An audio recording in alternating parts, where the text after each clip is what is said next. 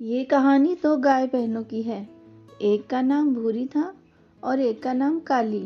काली गाय भूरी गाय से ज़्यादा चिढ़ती थी, क्योंकि भूरी गाय को गाँव में और जंगल में सभी प्यार करते थे और उसके बारे में अच्छी अच्छी बातें करते थे। पर उसका कारण बस उसका रंग ही था। मगर काली गाय रंग में काली होने के कारण कोई उससे ठीक से बात नहीं करता था, कोई ज़्यादा भाव भी नहीं देता था। वहीं दोनों के बच्चे एक दूसरे के साथ बड़े लगाव से रहते थे।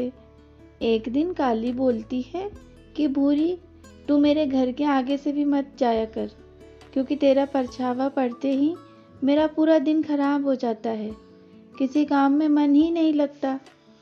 तब भूरी गाय कहती है, बहन तू क्या बात कर रही है, हम दोनों तो बहनें हैं ना। पता नहीं तू क्यों ऐसे बातें करती है, परायों की तरह व्यवहार करती है।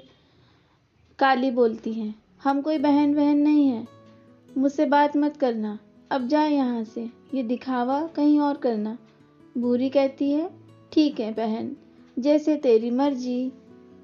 भूरी और काली गाय के बच्चे सोनू और मोनू नदी किनारे खेलने चले जाते हैं और बहुत ज़्यादा खुश होते हैं।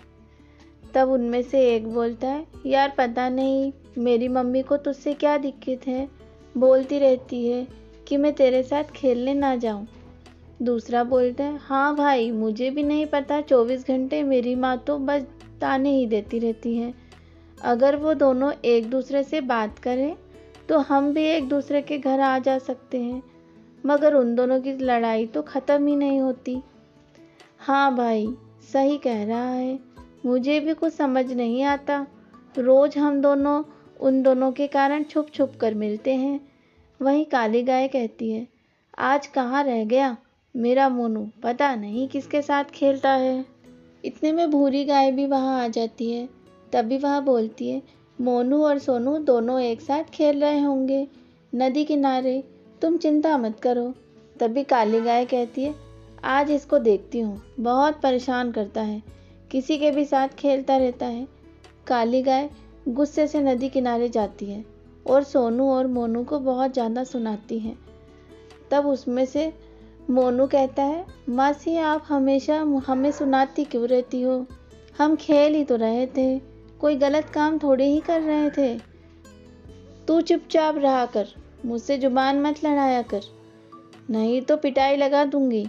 काली गाय फिर मोनू को वहाँ से ले जाती है और घर जाकर उसे बहुत डांटती है।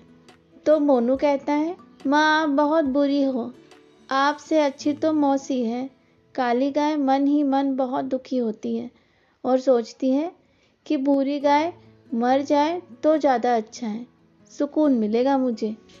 अगले दिन फिर से सोनू और मोनू नदी किनारे ही जा रहे होते हैं, मगर आज वो दूसरे रास्ते से जा रहे थे। ये पहले वाला रास्ता तो माँ काली को पता चल गया था, इसलिए दोनों आपस में बातें करते हुए चल रहे थे कि आज तो कोई नहीं ढूंढ सकता हमें। और अचानक से मोनू दलदल में फंस जाता है। सोनू उसे निकालने की बहुत कोशिश करता है, पर उसे बाहर नहीं निकाल पाता।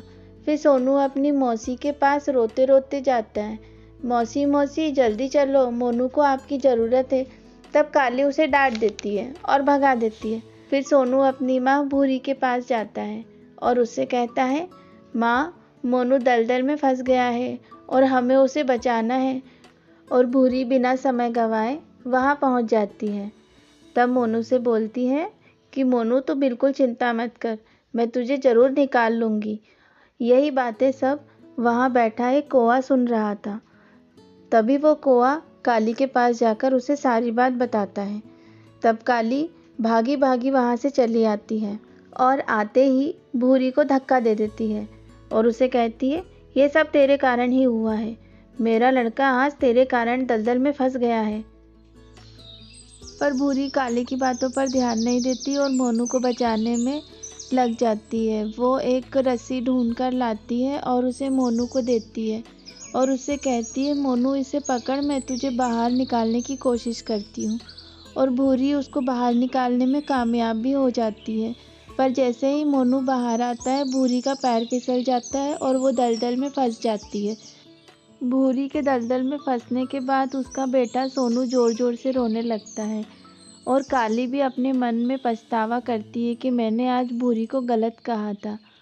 पर देखते देखते भूरी दलदल में फंस जाती है और अंदर ही चली जाती है।